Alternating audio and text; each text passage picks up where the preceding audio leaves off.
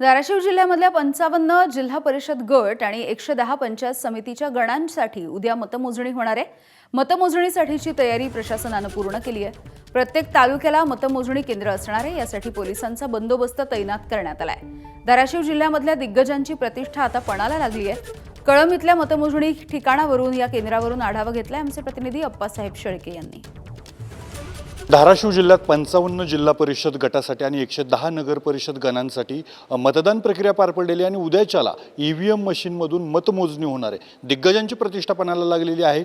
मतमोजणी नेमकी कशी होणार आहे त्याची तयारी कशी आपण आढावा घेतोय। ह्या बाजूला आपण पाहू शकतात की ही जी मतमोजणीसाठीची आहे ती पूर्ण तयारी आहे ती आता प्रत्येक तालुकानिहाय करण्यात आलेली आहे। आपण कळंब तालुक्याचा विचार केला तर हे 15 टेबल आहेत की या 15 टेबलवर मतमोजणी होणार आहे। ही मतमोजणी गणनिहाय केली जाणार आहे। त्याच्यामुळे साहजिकच आहे एका गटामधले 2 गण ह्याचा विचार केला तर ते गटनिहाय होईल। मधल्या बाजूला बघितलं तर ह्या खुर्च्या प्रत्येक टेबलला 4 कर्मचारी असणार आहेत आणि बाहेरच्या बाजूला ही बॅरिकेटिंग करण्यात आली आहे। वरपर्यंत पाहिलं तर लोखंडी जाळी आहे, खाली लोखंडी पत्रे लावलेले आहेत। सुरक्षेच्या दृष्टिकोनातून ही काळजी घेण्यात आलेली आहे आणि बाहेरच्या बाजूला हे जे राजकीय पक्ष आहेत त्यांचे प्रतिनिधी असणार आहेत आणि आतल्या बाजूला जे आहेत ते निवडणूक प्रक्रिया पार पाडणारे अधिकारी आहेत। समोरच्या बाजूला इथं पाहिलं तर हे निवडणूक निर्णय अधिकारी असणार आहेत।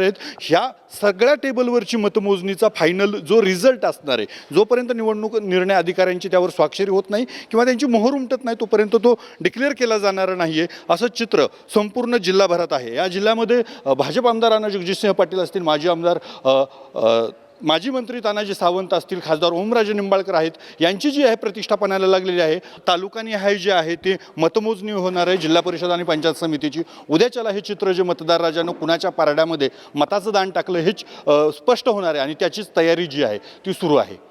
अप्पासाहेब शेळके, एबीपी माझा, धाराशिव।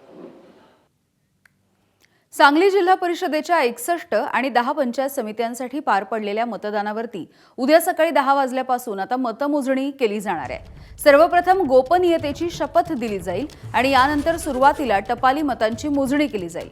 यानंतर अर्ध्या तासानं ईव्हीएम मशीनमधल्या मतांची मोजणी सुरू होणार आहे। विटा इथल्या मतमोजणी केंद्रावरून आढावा घेतलाय आमच्या प्रतिनिधींनी।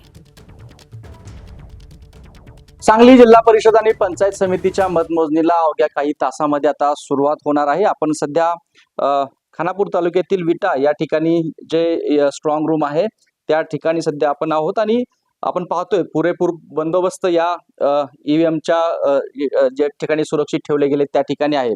सांगली जिल्ह्यामध्ये एकूण 61 जिल्हा परिषद जागा आणि 10 पंचायत समितीसाठी मतमोजणी उद्या पार पडणार आहे। सकाळी 10 वाजता या मतमोजणीला सुरुवात होईल। त्यापूर्वी 9:30 वाजता मतमोजणी कक्षामध्ये उमेदवारांचे प्रतिनिधी आहेत त्यांना या कक्षामध्ये प्रवेश मिळेल आणि पहिल्यांदा सर्वप्रथम जी आहे ती गोपनीयतेची शपथ दिली जाईल आणि त्यानंतरच टपाली मतांची मोजणीला सुरुवात होईल आणि टपाली मतांची मोजणी झाल्यानंतर किमान अर्ध्या तासामध्ये ईव्हीएमच्या मतमोजणीला सुरुवात होईल असं प्रशासनाकडून स्पष्ट करण्यात आले आणि त्यामुळं 1 ते 2 तासामध्ये या ठिकाणी जिल्हा परिषद आणि पंचायत समितीचे निकाल हाती येतील अशा पद्धतीची परिस्थिती आहे। जिल्ह्यामध्ये एकूण 10 ठिकाणी प्रत्येक तालुक्याच्या ठिकाणी या जिल्हा परिषद आणि पंचायत समितीची मतमोजणी होणार आहे आणि एकूण कडेकोट बंदोबस्त सध्या ज्या ठिकाणी स्ट्रॉंग रूम उभारले गेलेत त्या ठिकाणी आपल्याला दिसून येतोय। कॅमेरा पर्सन योगेश सोबत कुलदीप माने, एबीपी माझा, विटा, सांगली। एबीपी माझा, उघडा डोळे बघा नीट।